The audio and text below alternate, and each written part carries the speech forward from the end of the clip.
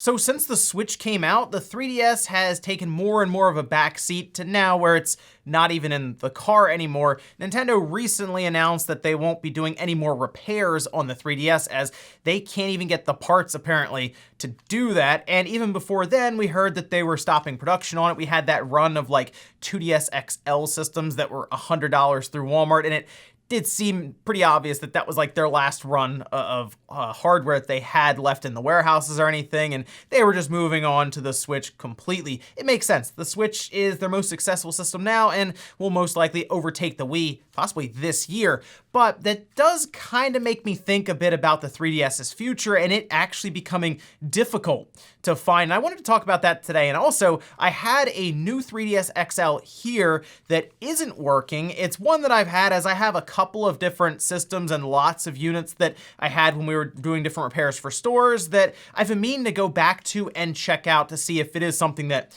we can save. So we're gonna try to do that here today. Guys, if you enjoy these videos, make sure that like button helps out a ton. And if you're new here to the Small Way channel, make sure you subscribe down below. So the 3DS has several different iterations of it. While we look at the numbers for it and it says 75 million units or so sold, you have to start thinking about, okay, how many of those are the original 3DS run? How many of those are the 3DS XL, the new 3DS XL, the 2DS XL, the 2DS? There are a lot of different ones to account for. So you really have to sit back and think, which one of these do you think will be the most rare? And you know what? It's kind of hard to say. I almost feel like the original 3DS will end up being more difficult to find. And I guess it's technically a more portable system compared to the larger like 3DS XL or even 2DS XL, but this unit can do more than the original system. The games, however, what I've noticed in different big box stores like Walmart, they started to discount these heavily and just kind of get them out the door. Now at my local Walmart, there's like 3 or 4 different 3DS games, and 2 of them are like Pokemon games, what Ultra Sun and Moon.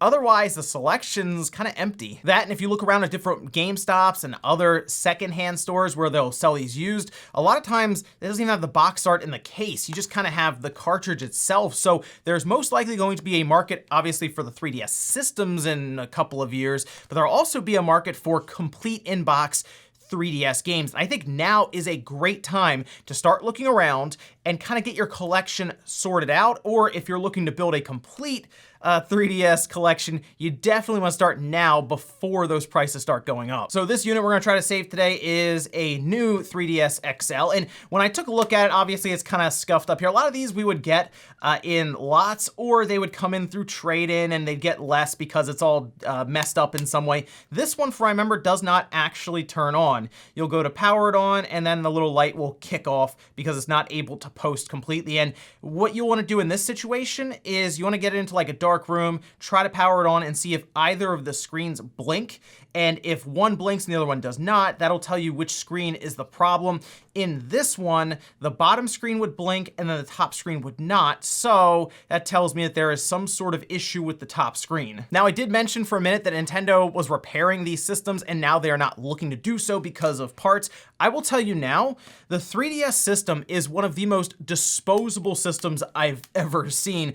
No person really liked working on these, so what I would notice is other repair places would actually put these up as lots on eBay and others like secondhand auction sites because they would try to repair them and it just wasn't working out. So they'll just sell them for parts.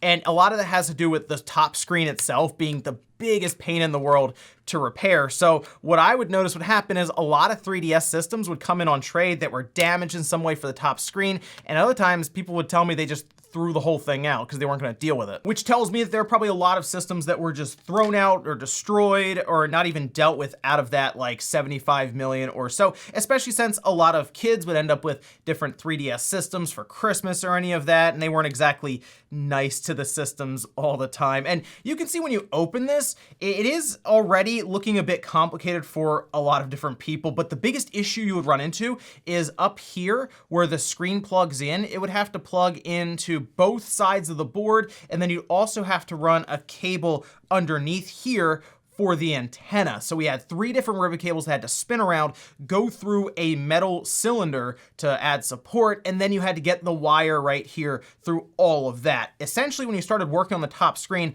a lot of people would kind of back out. But I will say, if you take a look at the new 3DS XL like this one, it's actually set up to be repaired fairly easily if you don't have to go to that top screen. And what I mean by that is everything is modular. I mean, you have your separate board over here, which is where the little nub stick is, and you have all of your separate buttons over here.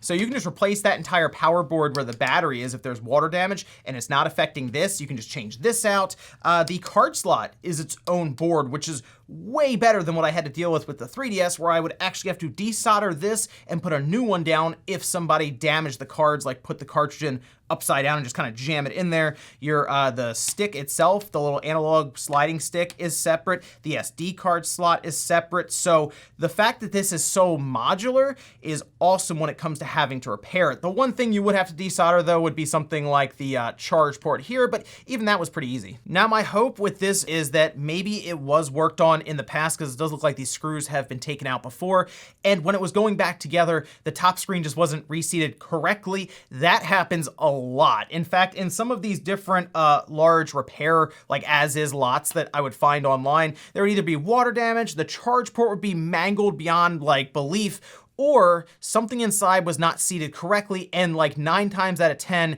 it was one of those 3 cables for the top screen, and that would cause the top screen to not start up, which means the system itself would not post. I unplugged all the cables, and I will admit, when you look at it this way and you start to remove it, yeah, those are a lot of cables that have to plug into this separate board here, but this is now able to be free, and we can see all the cables up here that have to plug in, one on this side, along with this guy, and then we have a top cable here. Remember, there is a lot going on with the top screen, right? We have that kind of that 3D effect. We have the camera up there, and then we have our little antenna here as well. And remember, we also have the speaker. So there is a lot that they are trying to wind through this one shoulder here when it all goes together, and it has to work on an entire swivel. So my strategy here, we're just gonna unplug all of this. I'm gonna just double check the cables to make sure nothing is torn or damaged, and then I'm just gonna attempt to reseat it and see if that gets the top screen working. The top cables aren't torn or anything that I can see with kind of the limited visibility we have of it here. It does have to wind around and through that metal cylinder, and sometimes you'll get a cut in the cable when that happens. So I'm hoping that just some of these basic bends, because it is bent up quite a bit, won't actually affect it. So our first cable is in. I have this locked down really well, and now I have to kind of hold the board up. I might actually put it down and rest something underneath of it just to make sure there's not too much pressure on this cable as I try to plug this cable in here. Then we have to flip the board back down, making sure all of these cables wrap around it correctly, and then we have to plug in the cable on the opposite side. So yeah, it's a whole thing just to get all of this plugged in correctly. Okay, so I have this cable in now, and I kind of reworked it so it will fit better. It wasn't all bent up again. And if I flip this over, I should be able to sit this down carefully and then plug this side in and plug all of this extra stuff in we have here, and then we can test it. All right, everything is now plugged in. I have some screws just to hold the motherboard in when I flip this over. I'm just gonna take the battery here. It actually has a plus and minus down here to kind of match it up. And I'm just gonna kind of hold it here so I don't have to worry about putting the back on just yet. What we're looking for is obviously for the top screen to come on here. So as long as the blue light, if this yellow light comes on, we'll be in good shape. There it goes. Okay, cool. So top screen hopefully still works after, look at that, there we go.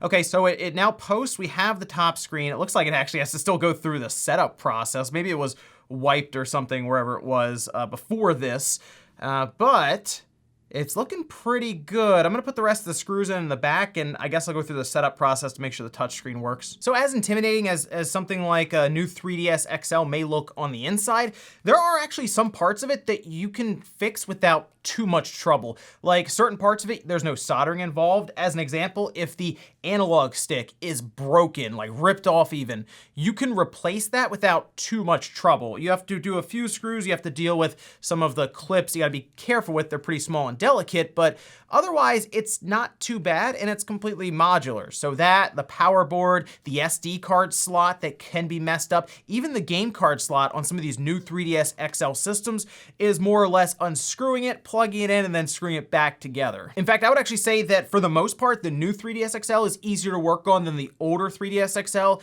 and even just the regular 3DS, even the 2DS. The fact that Nintendo made this a bunch of separate boards just makes it a lot easier when it comes to repairability. Now you get into either the bottom screen on this or the top screen, that's kind of a whole other story. So my advice more or less is to stay away from any of the 3DS systems that mention a top screen if you have never done one before, unless you are okay with it possibly being broken beyond repair to learn from it, because yeah, the 3DS top screens aren't exactly beginner friendly. This is still one of the funnier things is when you started it up and it would do that part where it's like, okay, press 3D slider on, 3, 2, 1, and it does like the whole noise where it's supposed to be like this amazing thing. I mean, back then it was pretty cool, but after going through so many of these setup processes, it's like, all right, yeah, there it goes. It's going into the background. And here we are. Looks good. Both screens are solid. Let's get that volume going.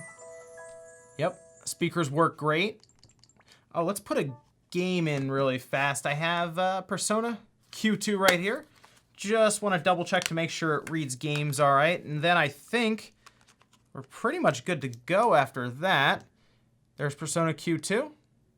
And I think that just about does it. Everything looks good on this end. Reads games fine, starts up, both screens functioning. This looks like a good new 3DS XL now. So while this one just needed a reseating of the cables on the top for that top screen because maybe it was taken apart with the top screen attempt to be replaced and it just couldn't figure it out and they just threw it in the parts bin or something, that's not always gonna be the case. Sometimes the top screen just doesn't wanna work and that's just the way it is and you gotta replace it. But for this, it was good to see it wasn't too bad and we were able to salvage a new 3DS XL out of the whole thing. But let me know what you guys think about this down below. Let me know if you are starting up your 3DS collection again, or you've been continuing to build even after the Switch came out, because just looking at the repair process for it and how these systems were, I'm sure, thrown out and destroyed and all of this, I think they will become pretty difficult to find down the road, and now is a good time just to start building up that 3DS collection, especially if you can get them